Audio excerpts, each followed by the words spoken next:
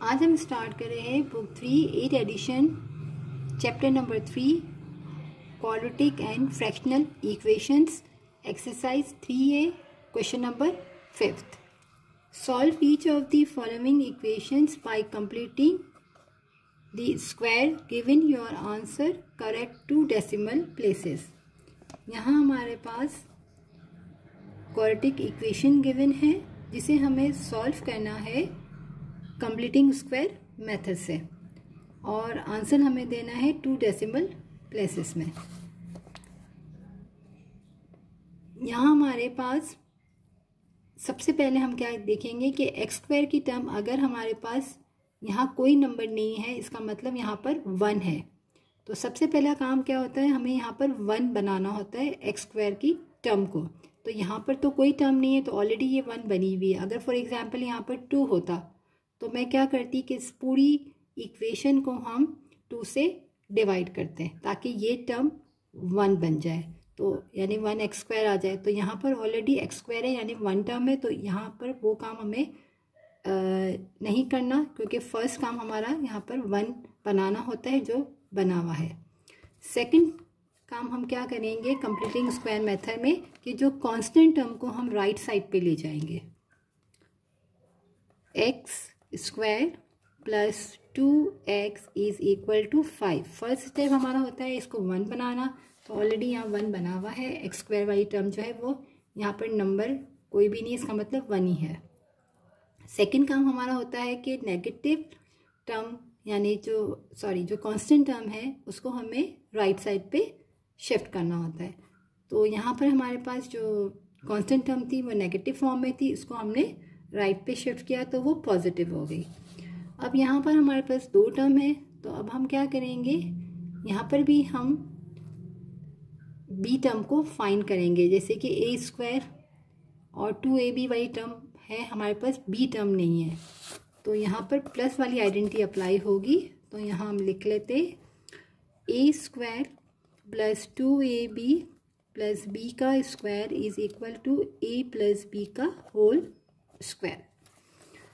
तो यहाँ हमारे पास बी टर्म हमें फाइंड करनी है तो हम क्या करते हैं एक्स वाली टर्म से ही फाइंड करते हैं. तो एक्स के साथ जो नंबर होता है उससे उसको हम मल्टीप्लाई कराते हैं 1/2 से. तो यहाँ एक्स के साथ जो नंबर है वो है 2, उसको हमने मल्टीप्लाई कराया 1/2 से. तो 2 से 2 कैंसिल हुआ तो हमारी बी टर्म आ गई है 1. तो यहाँ हम क्या करेंगे ए का स्क्वायर प्लस 2 फार्मूले का 2ab. तो ए हमारे पास यहाँ क्या है एक्स है और बी हमने फाइंड की 1 है. हम यहाँ चेक कर ले, ये टर्म सेम आ गई 2x 1 सा 2x ही बनता है. तो यानी बी टर्म हमारे पास 1 आई है, वो सही आई है. हमने यहाँ ऐड की, साथ में हम माइनस भी करेंगे और माइनस एक काम करते हैं कि हम राइट साइड ये इक्वेशन है तो इस टर्म को हम कांस्टेंट के साथ ही वहाँ पर शिफ्ट कर देते हैं. यहाँ हमने ऐड किया तो राइट साइड पे हम क्या करेंगे इसको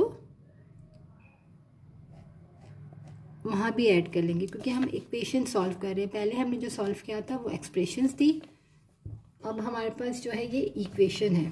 तो हमने क्या किया, बी टर्म हमारी आ गई है 1. तो यहाँ हमने 1 को ऐड कर लिया. तो राइट साइड पे हम क्या करेंगे 5 के साथ इसको ऐड कर लेंगे क्योंकि पहले हमने ऐड के साथ माइनस करते थे क्योंकि हम एक ही एक्सप्रेशन कर रहे थे, यहाँ इक्वेशन है. तो हमने क्या किया, जो काम हमने लेफ़्ट पे किया वही सेम काम हमने राइट पे किया. अगर वहाँ ले जाएंगे तो नेगेटिव हो जाएगा. तो लेफ़्ट साइड में हमने 1 का ऐड किया तो हमने राइट पे भी 1 का स्क्वायर ऐड कर लिया. अब यहाँ पर इक्वल से पहले वाली टर्म को हम क्लोज कर लेंगे फॉर्मूले में.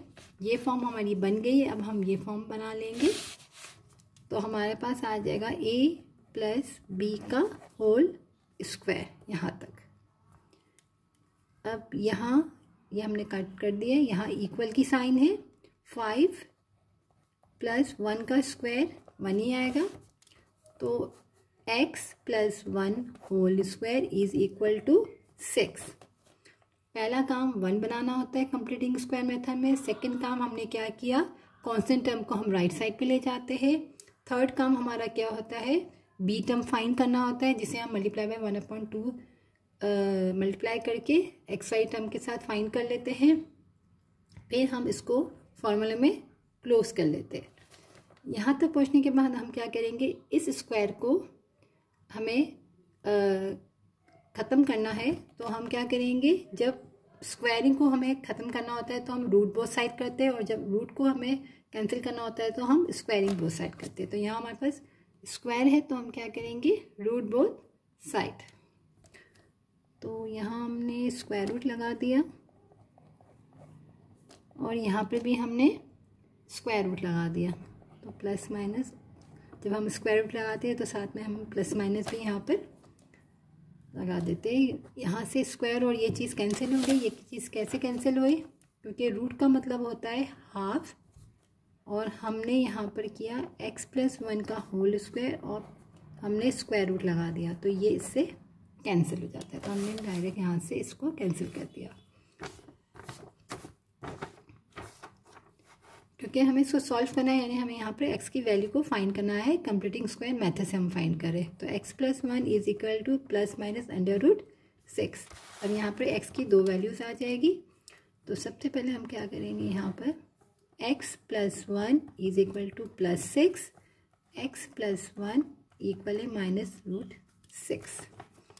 यहाँ हमारे पास आ जाएगा x = 1 को हमने वहाँ शिफ्ट किया, यहाँ प्लस था, यहाँ के माइनस आ गया, +√6, और यहाँ पर हमने 1 को वहाँ शिफ्ट किया तो -1 -√6।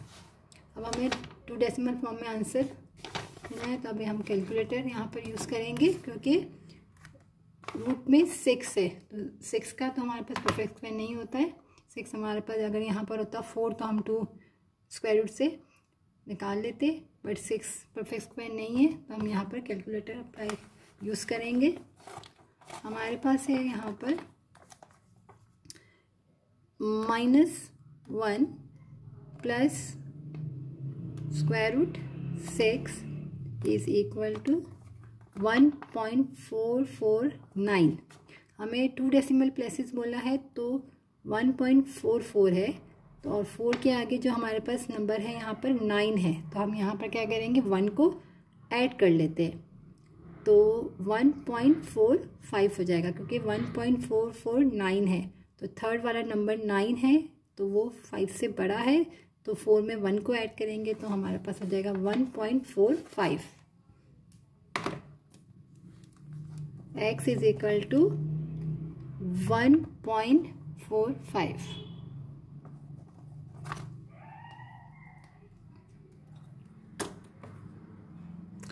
सेकेंड वैल्यू हमारे पास है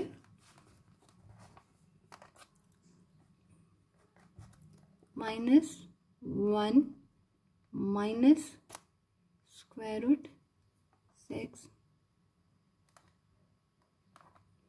यहाँ हमारे पास आया है -3.449। तो 44 पॉइंट के बाद 44 है और आगे 9 है, तो यहाँ पर भी हम 1 को ऐड करेंगे, 3.45 हो जाएगा। यहाँ पर भी -3.45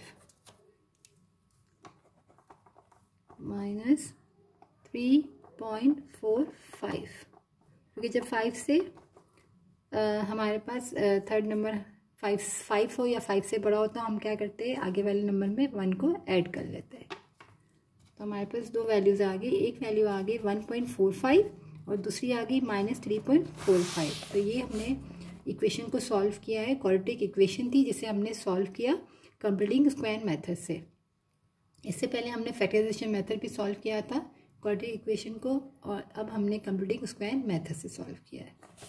तो इसमें 3 से 4 स्टेप होते हैं। फर्स्ट 1 बनाना, सेकंड कांस्टेंट टर्म को राइट साइड पे ले जाना, फिर थर्ड टर्म ये होती है कि स्टेप क्या होता है कि हम बी टर्म फाइंड कर लेते हैं, फिर हम इसको फॉर्मूले में क्लोज कर लेते हैं, और फिर हम एक्स की वैल्यू फाइंड करना है। तो जब हमें स्क्वायर हटाना होता है तो हम रूट बोथ साइड लगाते हैं, तो साथ में, ताकि यहाँ पर ये पावर 1 आ जाए, और यहाँ पर प्लस माइनस 2 वैल्यूज़ आ जाती है। एक को हम प्लस के साथ सॉल्व करते हैं, एक को माइनस के साथ। अगर स्क्वायर रूट हमारा परफेक्ट स्क्वायर हो तो हम डायरेक्टली भी सॉल्व कर सकते हैं, कैलकुलेटर की नीड नहीं होती है। बट यहाँ पर रूट में हमारे पास 6 था तो हमें कैलकुलेटर हमने यूज़ किया और हमें आंसर बोला था 2 डेसिमल प्लेसेस तक, तो हमने फाइंड कर लिया।